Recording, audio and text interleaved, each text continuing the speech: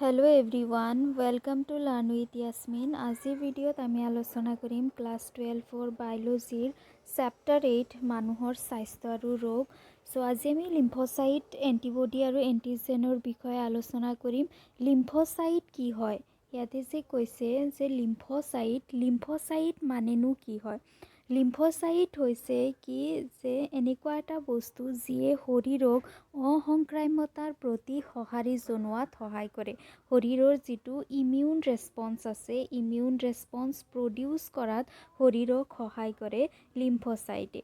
So আমাৰ শৰীৰত দুই প্ৰকাৰৰ লিম্ফোসাইট থাকে, এবিধ হৈছে তোমাৰ বি লিম্ফোসাইট আৰু এবিধ হৈছে টি লিম্ফোসাইট। ইয়াৰে যিটো বি লিম্ফোসাইট আছে বি লিম্ফোসাইটৰ কাম কি, বি লিম্ফোসাইটে যেতিয়া আমাৰ শৰীৰত কিবা পেথোজেন তাৰমানে কিবা যদি ৰোগ উৎপাদক আমাৰ শৰীৰত সোমোৱাৰ লগে লগে বি লিম্ফোসাইটে কি কৰে এন্টিবডি প্ৰস্তুত কৰে আৰু সেই এন্টিবডিৰ দ্বাৰা ই পেথোজেনটোক ধ্বংস কৰে, ৰোগ উৎপাদকটোক ধ্বংস কৰে। আৰু যিটো টি লিম্ফোসাইট আছে টি লিম্ফোসাইটে কোনো ধৰণৰ এন্টিবডি প্ৰডিউচ কৰি পেলাই যিটো তোমাৰ পেথোজেন আছে ৰোগ উৎপাদক আছে সেইটোক ধ্বংস কৰিব নোৱাৰে, কিন্তু টি লিম্ফোসাইটে বি লিম্ফোসাইটক সহায় কৰে এন্টিবডি প্ৰস্তুত কৰাত। সো এন্টিবডি প্ৰস্তুত কৰাত টি লিম্ফোসাইটে বি লিম্ফোসাইটক সহায় কৰে। ইয়াতে কি কৈছে বি লিম্ফোসাইটে তেজৰ প্ৰতিৰোধী প্ৰটিন প্ৰস্তুত কৰি শৰীৰত সোমোৱা বীজাণুসমূহ প্ৰতিহত কৰে আৰু এনেদৰে প্ৰস্তুত হোৱা প্ৰটিনবোৰকে এন্টিবডি বুলি কোৱা হয়। তাৰমানে ই কি কৰি দিয়ে শৰীৰত এবিধ প্ৰটিন সৃষ্টি কৰি দিয়ে আৰু এই প্ৰটিনবিধ আন একো নহয়, প্ৰটিনবিধে হৈছে কি এন্টিবডি। সো এন্টিবডি আৰু এন্টিজেনৰ বিষয়ে আমি এতিয়া পঢ়িমেই, ভালদৰে গম পাবা। সো ইয়াকে কি বুলি কোৱা হয় এন্টিবডি বুলি কোৱা হয়। সো লিম্ফোসাইটৰ কাম কি, লিম্ফোসাইটে শৰীৰৰ যিটো অসংক্ৰাম্যতা আছে সেইটোৰ প্ৰতি সঁহাৰি জনোৱাত সহায় কৰে। তাৰপিছত লিম্ফোসাইট দুই প্ৰকাৰৰ হয়, বি লিম্ফোসাইট আৰু টি লিম্ফোসাইট। বি লিম্ফোসাইটে শৰীৰৰ তেজত প্ৰতিৰোধ কৰিব পৰা তাৰমানে ৰোগ উৎপাদকসমূহক ধ্বংস কৰিব পৰা এবিধ প্ৰটিন সৃষ্টি কৰে আৰু টি লিম্ফোসাইটে বি লিম্ফোসাইটক এই প্ৰটিনবিধ প্ৰস্তুত কৰাত সহায় কৰে। এতিয়া চোৱা এন্টিবডি কি হয়। এন্টিবডিবোৰ হৈছে ডাঙৰ ৱাই শ্বেপেড তাৰমানে ৱাই আকাৰৰ এটা প্ৰটিনৰ ষ্ট্ৰাকচাৰ। এইটো যে চাইছা এইটো হৈছে কি এটা ৱাই আকাৰৰ প্ৰটিনৰ ষ্ট্ৰাকচাৰ, যাক কি বুলি কোৱা হয়, যাক এন্টিবডি বুলি কোৱা হয়। এন্টিবডি হৈছে এটা প্ৰটিন হয়নে, আৰু প্ৰটিনটোৰ গঠন হৈছে কেনেকুৱা ধৰণৰ ৱাই আকাৰৰ। এইটো এটা ডাঙৰ ৱাই আকাৰৰ গঠন, যাক কি বুলি কোৱা হয় এন্টিবডি বুলি কোৱা হয়। এতিয়া এন্টিবডিৰ কাম কি, এন্টিবডিয়ে কি কৰে যে শৰীৰত যেতিয়া ৰোগ উৎপাদক সোমায় তেতিয়া ই সেই ৰোগ উৎপাদক বা এন্টিজেন কি হয় মই কৈ আছোঁ, সোমোৱাৰ লগে লগে ইয়াক চিনাক্ত কৰিব পাৰে আৰু ইয়াক ধ্বংস কৰিব পাৰে। এতিয়া চোৱা এই ৱাই ষ্ট্ৰাকচাৰৰ এইটো এটা অংশ আৰু এইটো এটা অংশ, এই অংশবোৰক কি বুলি কোৱা হয় এন্টিজেন বন্ধন স্থান। এন্টিজেন বন্ধন স্থান তাৰমানে কি হয় এইটো ছাইডত এইটো অংশত এন্টিজেনবোৰ বান্ধ খায়। এতিয়া এন্টিজেন মানেনো কি, এন্টিজেন মানে হৈছে কি যিকোনো ধৰণৰ বাহিৰা বস্তু যিটো আমাৰ শৰীৰত প্ৰৱেশ কৰে তাক কি বুলি কোৱা হয় এন্টিজেন বুলি কোৱা হয়। ই ৰোগ উৎপাদক হ'ব পাৰে বা কিবা ৰাসায়নিক পদাৰ্থ হ'ব পাৰে, যিকোনো ধৰণৰ বস্তু হ'ব পাৰে, ফুলৰ ৰেণু হ'ব পাৰে, যিয়ে আমাক অসুবিধাৰ সৃষ্টি কৰে বাহিৰা বস্তুৱে, তাক কি বুলি কোৱা হয় এন্টিজেন বুলি কোৱা হয়। সো যিকোনো ধৰণৰ এন্টিবডিত দুটা এন্টিজেন বান্ধন স্থান থাকে। এতিয়া কি কোৱা হৈছে যে এটা নিৰ্দিষ্ট এন্টিবডিৰ কাৰণে এটা নিৰ্দিষ্ট ধৰণৰ এন্টিজেন থাকে, তাৰমানে যিকোনো এন্টিবডিয়ে গৈ পেলাই যিকোনো এন্টিজেনৰ সৈতে বান্ধ খাব নোৱাৰে। এটা নিৰ্দিষ্ট এন্টিজেনকে এটা নিৰ্দিষ্ট এন্টিবডিয়ে নিজৰ লগত বান্ধ খুৱাব পাৰে আৰু ইয়াক ধ্বংস কৰিব পাৰে। এন্টিবডিৰ গঠন কেনেকুৱা ধৰণৰ হয়, কি বস্তুৰ দ্বাৰা গঠিত হয়। সো এন্টিবডি এটা 4টা পেপটাইড শৃংখলৰ দ্বাৰা পেপটাইড শিকলিৰ দ্বাৰা গঠিত হয়। 4টা 1 এইটো এটা 2 3 4 সো 4টা পেপটাইড শৃংখলৰ দ্বাৰা কি হয় যেটো এন্টিবডি অণু আছে মলিকুল আছে হেতু গঠিত হয় ইয়াৰে দুটা হৈছে লঘু শৃংখল আৰু দুটা হৈছে গধুৰ শৃংখল এইটো যে আছে এইটো হৈছে এটা লঘু শৃংখল এইটো এটা লঘু শৃংখল যিকেটা সৰু সৰু আছে যাৰ weight কম হয় পাতল হয় হয়নে দুটা কি আছে লঘু শৃংখল আছে আৰু এই যে ডাঙৰ যে ইয়াতে এটা আছে সেই দুটা হৈছে কি গধুৰ শৃংখল সো 4টা শৃংখলৰ দ্বাৰা এন্টিবডি গঠিত হয় আৰু সেই কাৰণে ইয়াক ৰিপ্ৰেজেন্ট কৰা হয় এনেদৰে H2L2 তাৰ মানে দুটা হেভি শৃংখল আৰু দুটা পাতল শৃংখল তাৰ মানে এন্টিবডিৰ সংকেত হৈছে H2L2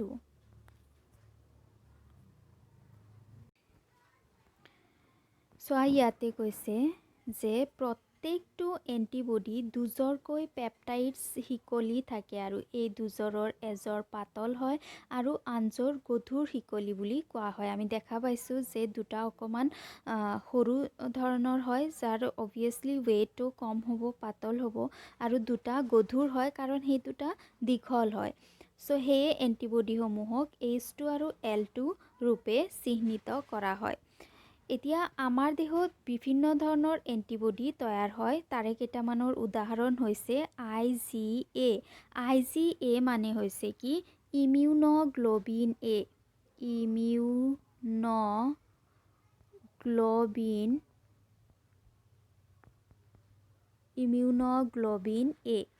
ইমিউনোগ্লোবিন A শৰ্ট ফৰ্মত কোৱা হয় IgA IgM মানে হৈছে কি ইমিউনোগ্লোবিন M IgE মানে হৈছে ইমিউনোগ্লোবিন E IgG মানে হৈছে ইমিউনোগ্লোবিন G বুজি পাইছানে এইবোৰৰ ফুল ফৰ্ম হৈছে I মানে হৈছে ইমিউনো G মানে হৈছে গ্লোবিন সো এইবোৰ হৈছে একোটা এন্টিবডি এতিয়া ইয়াৰে এন্টিবডি সমূহৰ প্ৰত্যেকৰে গঠন বেলেগ বেলেগ হয় ইয়াৰে যেটো প্ৰথমটো আছে IgA ইমিউনোগ্লোবিন A টো হৈছে এটা ডাইমাৰ তাৰ মানে ইয়াতে কি আছে এইটো এটা Y আৰু এইটো এটা Y দুটা Y এনেদৰে কানেক্ট হৈ আছে যেহেতু দুটা Y ইয়াতে কানেক্ট হৈ আছে সেই কাৰণে ইয়াক কি বুলি কোৱা হয় ডাইমাৰ বুলি কোৱা হয় তাৰপিছত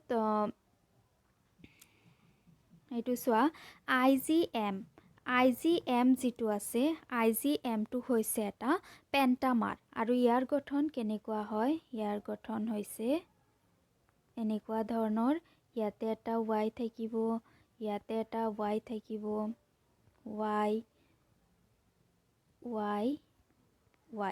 সো পাঁচটা ওয়াইৰ দ্বাৰা ই গঠিত হয় পাঁচটা তাৰ মানে এন্টিবডিৰ দ্বাৰা ই গঠিত হয় সেই কাৰণে ইয়াতে Y মানে হৈছে কি এন্টিবডি যাৰ গঠন ওয়াইৰ দৰে হয় সো পাঁচটা এন্টিবডিৰ দ্বাৰা ই গঠিত হয় IgM গঠিত হয় সেই কাৰণে ইয়াক কি বুলি কোৱা হয় পেন্টামাৰ বুলি কোৱা হয়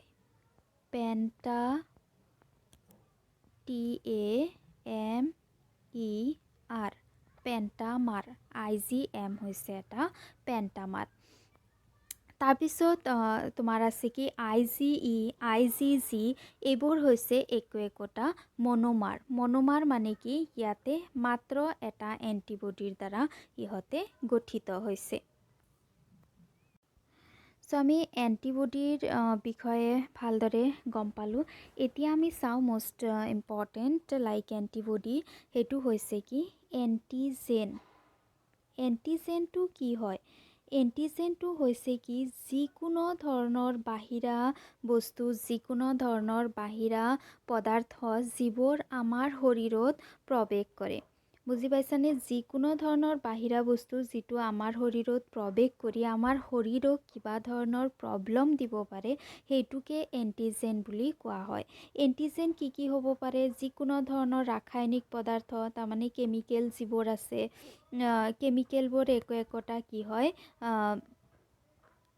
এন্টিজেন হয় তাৰপিছত যিবোৰ তোমাৰ ক্ষুদ্ৰ অণুজীৱ আছে যেনেকুৱা তোমাৰ বেক্টেৰিয়া, তাৰপিছত ভাইৰাছ, যাক আমি ৰোগ উৎপাদক বুলি কওঁ, যাৰ পৰা বিভিন্ন ধৰণৰ সাধাৰণ ৰোগবোৰ যে হ'ব পাৰে, সেইবোৰ কি হয় একো একোটা এণ্টিজেন হয়। এইবোৰ আমাৰ দেহৰ ভিতৰত সোমাই আমাৰ দেহত ৰোগৰ সৃষ্টি কৰিব পাৰে।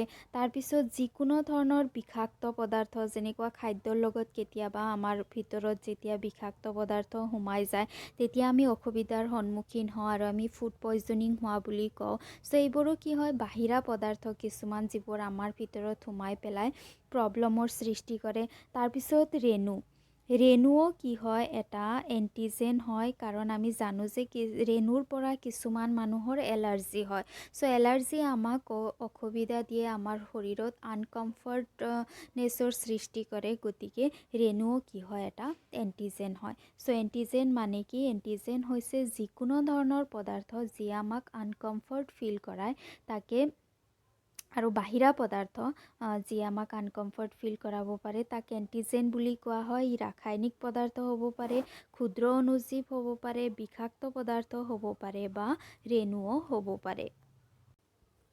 চ' যিবোৰ এণ্টিজেন আছে, যিবোৰ বাহিৰা পদাৰ্থ আছে, সেইবোৰে কি কৰে যে সেইবোৰে আমাৰ শৰীৰত সোমাই পেলাই আমাৰ শৰীৰৰ যিটো অসংক্ৰাম্যতা আছে সেই অসংক্ৰাম্যতাটোক উৎসাহিত কৰে যাতে ই এণ্টিবডি প্ৰডিউচ কৰিব পাৰে।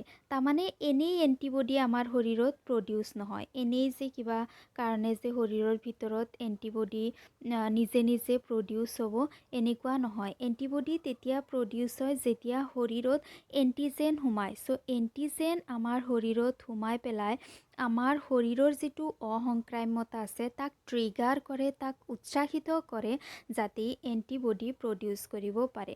চ' যদি ঘৰত যদি চোৰ আহে আৰু আমি যদি ঘৰত সেই আগৰ এক্সাম্পলটোৱে লওঁ, আমি যদি ঘৰত ছিকিউৰিটি গাৰ্ড ৰাখি থৈছোঁ তেতিয়াহ'লে গাৰ্ডটো তেতিয়ালৈকে নুযুঁজে বা তেতিয়ালৈকে ফাইট নকৰে যেতিয়ালৈকে চোৰ নাহিব, হয়নে?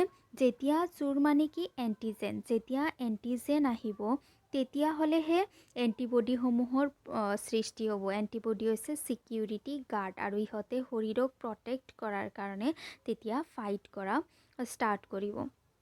চ' ইয়াতে মই আৰু এটা কথা ক'ব বিচাৰিছোঁ। এতিয়া এণ্টিবডি আৰু এণ্টিজেনৰ বিষয়ে আমি ভালদৰে গম পালোঁ, আমাৰ কনচেপ্ট ক্লিয়াৰ হ'ল, what is antigen and what is antibody. So' now মই বি চেল আৰু টি চেল, যিটো বি লিম্ফচাইট আৰু টি লিম্ফচাইটৰ বিষয়ে আৰু অকণমান ক'ব বিচাৰিছোঁ। বি লিম্ফচাইট আৰু টি লিম্ফচাইটক বি কোষ আৰু টি কোষ বুলিও কোৱা হয়। বি কোষ, টি কোষ। চ' ইয়াৰে যিটো বি কোষ আছে, বি কোষটোক প্লাজমা বি কোষ আৰু মেমৰি বি কোষ বা স্মৰণ বি কোষ দুটা ভাগত ভাগ কৰা হৈছে। এটা হৈছে প্লাজমা, ইংলিছতে লিখি পেলালোঁ, প্লাজমা বি কোষ, আৰু এটা হৈছে মেমৰি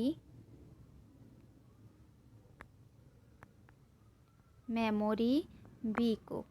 চ' বি কোষ দুই প্ৰকাৰৰ, প্লাজমা বি কোষ আৰু মেমৰি বি কোষ। ইয়াৰে যিটো প্লাজমা বি কোষ আছে সেইটোৱে এণ্টিবডি সৃষ্টি কৰে। যেতিয়া আমাৰ শৰীৰত এণ্টিজেন সোমায় তেতিয়া প্লাজমা বি কোষে এণ্টিবডি সৃষ্টি কৰি আমাৰ শৰীৰক প্ৰটেক্ট কৰিব ট্ৰাই কৰে। চ' যিটো মেমৰি বি কোষ আছে, মেমৰি বি কোষটো কি হয় স্পেচিফিক হয়, নিৰ্দিষ্ট হয় কিছুমান এণ্টিজেনৰ কাৰণেহে। তাৰমানে কি হয় যে ইয়াতে যেনেকুৱা চিকেন পক্স আছে, তোমাৰ এনেকুৱা ধৰণৰ ৰোগসমূহত যেতিয়া প্ৰথমবাৰ বীজাণু বা এণ্টিজেন আমাৰ শৰীৰত সোমায় তেতিয়া শৰীৰে এণ্টিজেনটোক চিনাক্ত কৰিব নোৱাৰে। গতিকে ইয়াৰ যিটো ইণ্টেনচিটি হয় প্ৰটেক্ট কৰাৰ সেইটো ল' হয়, আমি ইয়াৰ আগতে পঢ়িছোঁ। আৰু যেতিয়া ছেকেণ্ড টাইম ই এণ্টিজেনটোক এনকাউণ্টাৰ কৰে তেতিয়া ই হাই ইণ্টেনচিটিত ইয়াৰ সৈতে ফাইট কৰিব পাৰে। চ' মেমৰি বি চেল মানে হৈছে কি মনত ৰাখি স্মৰণ কৰে আৰু সেইমতে নেক্সট টাইম ই এনকাউণ্টাৰ কৰে। এতিয়া টি কোষ বা টি লিম্ফোচাইট যিটো আছে, টি লিম্ফোচাইটে যিটো বি কোষ আছে, বি লিম্ফোচাইট আছে, বি লিম্ফোচাইটক কি ষ্টিমুলেট কৰে, তাৰমানে ই সঁহাৰি জনায় যাতে ই কি কৰিব পাৰে, এণ্টিবডি সৃষ্টি কৰিব পাৰে। সেইকাৰণে বি কোষক কি বুলি কোৱা হয়, টি কোষক হেল্পাৰ টি বুলি কোৱা হয় বা HT বুলিও কোৱা হয়।